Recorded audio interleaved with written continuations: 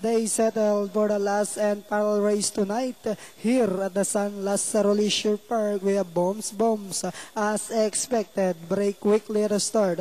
Moving up to take second is Premier Red Storm. Then followed over by Fighting Jack.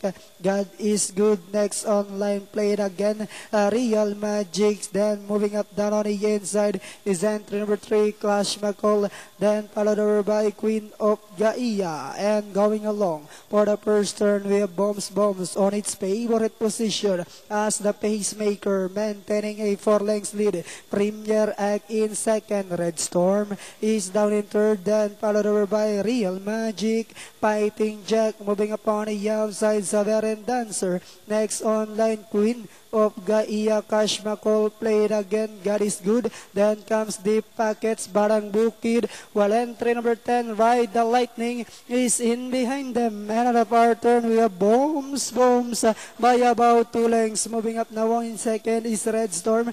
Dropping back in third is entry number 9, and this one is Premier Act. And they are now entering the home stretch. We have Red Storm now saying, "It's my turn to take the lead." Dropping back in second is Bombs. We have Red Storm by about 4 lengths. Bombs in second with about 150 meters more to run. We have Red Storm followed by Premier Act. Bombs moving up on the outside now is entry number 12, and this one is Deep Packets, and finally Red Storm. Second, Premier Act, Deep Packets, then comes entry number 5, Sovereign